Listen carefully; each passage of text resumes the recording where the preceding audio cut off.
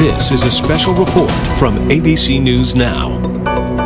The president has warned us about... Hello, everyone. You're watching live coverage of Fiscal Cliff 2012, and we're about to bring you House Speaker John Boehner. He had what some describe as a curt telephone conversation yesterday with President Obama. Let's listen in. Sending the economy over the fiscal cliff. 2 weeks ago, we had a very productive conversation at the White House. But based on where we stand today, I would say two things. First, despite the claims that the president supports a balanced approach, the Democrats have yet to get serious about real spending cuts. And secondly, no substantive progress has been made in the talks between the White House and the House over the last 2 weeks. Listen, this is not a game. Jobs are on the line, the American economy is on the line, and this is a moment for adult leadership. Campaign-style rallies and one-sided leaks in the press are not the way to get things done here in Washington. The Majority Leader and I just had a meeting with the Treasury Secretary. It was frank and it was direct. I was hopeful we'd see a specific plan for cutting spending.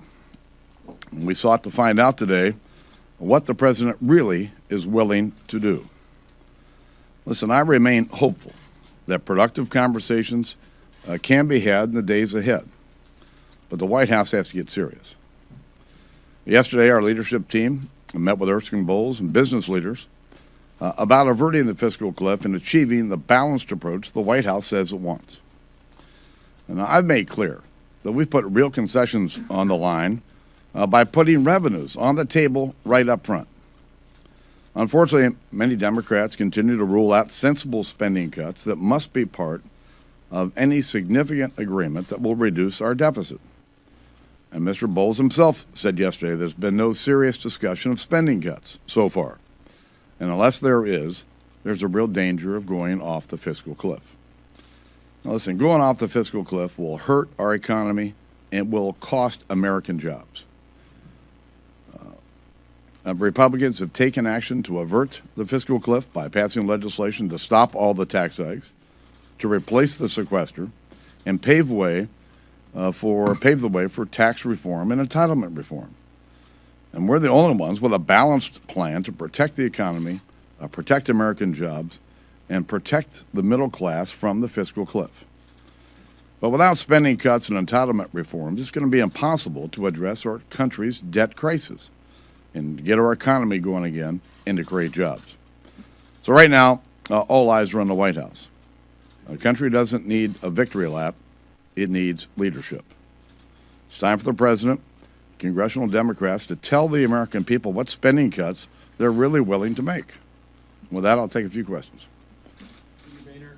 Why will you not tell Democrats what specific spending cuts you would like to see, especially within entitlements?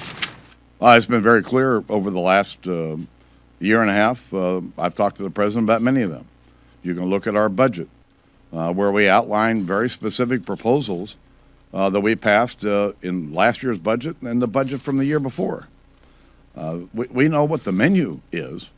What we don't know is what the White House is willing to do to get serious about solving our debt crisis. So your 2011 position still stands then? I mean, are you still offering those talks from 2011? Is that still the basis here? So I'm not going to get into the details, but it's very clear what kind of spending cuts need to occur, and but we have no idea what the White House is willing to do. To this point, most public statements have been optimistic, confident, hopeful. We're all sensing a very different tone from you right now. Are you walking away from talks? Have things completely broken down? No. Stop. I got to tell you, I'm disappointed in where we are and disappointed in what's happened over the last couple of weeks. But going over the fiscal cliff is serious business. And I'm here seriously trying to resolve it. And I would hope the White House would get serious as well. Is this assessment of yours based on the meeting with Secretary Geithner or your phone call with President Obama last night? And can you tell us something about that phone call? Well, we had a very nice conversation last night. It was direct. and straightforward. But this assessment I give you today would be a product of both of those conversations. How much would you be open to the idea of discretionary spending cuts as part of a down payment to get to a longer-range solution on entitlements and tax reform? There are a lot of options that are on the table, including that one. Andrew. Speaker, before the election, you were asked whether, if Obama won, taxes would have to go up, and you made it sound like you would oppose that. And now you're acknowledging that they will. The day after the election, I came here and made it clear that Republicans would put revenue on the table as a way to begin to move the process to get this resolved. So my question is, what message do you have for people who look at the negotiating position and see that it's, or believe that it's inevitable that you'll have to accept some compromise on tax rates? Revenue is on the table, but revenue was only on the table if there were serious spending cuts as part of this agreement.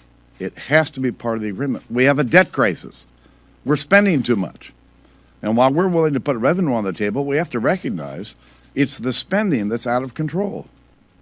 Mr. Speaker, roughly what size spending cuts do you think it would take to reach a deal on the fiscal cliff? And do you think that at least the promise of spending cuts has to be included in this level of deal at this time?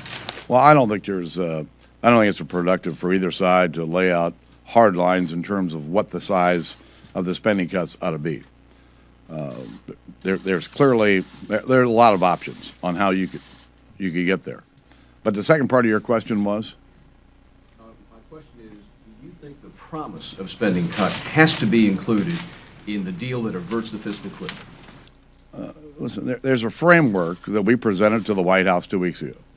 The framework has been agreed to in terms of really a down payment on the end of this year.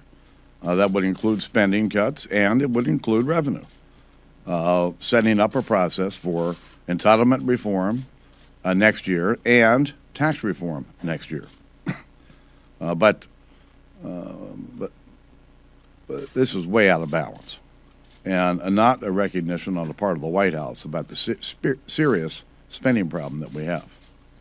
Faced with the prospect of going over the fiscal cliff, which you've just called serious business, or extending the lower tax rates and not the upper ones, which one would you choose? I'm going to do everything I can to avoid putting the American economy, the American people, through the fiasco of going over the fiscal cliff. Which is worse, though, for the economy? That point of balance that you just spoke about, Tom, previously, could you include a debt limit increase in the overall package before the end of the year? As I told the president a couple of weeks ago, there's a lot of things I've wanted in my life, but almost all of them had a price tag attached to them. And if we're going to talk about the debt limit in this, then there's going to be some price tag associated with it. Last question. Are you standing by your dollar for dollar, the increase in the debt limit for cuts? I continue to believe that any increase in the debt limit has to be accompanied by spending reductions that meet or exceed it. Thank you. And we just heard House Speaker John Boehner give an update on the status of the talks underway to avert the fiscal cliff. Boehner criticized the president and congressional Democrats, who he says are not getting serious about spending cuts. He says any increase in taxes has to be accompanied by some serious spending cuts. Didn't get specific about what those spending cuts should be, but he says the White House has not yet made clear what spending cuts they are willing to make. Boehner said he is disappointed about where things now stand, which is in contrast to the optimism President Obama and other leaders were expressing yesterday and which caused a rally in the stock market. But Boehner did say he will do everything he can to avoid putting the American people into the, quote, fiasco that would be going over the fiscal cliff. I'm Tanya Rivero in New York. We're going to take you back now to our regular programming. This has been a special report from ABC News Now.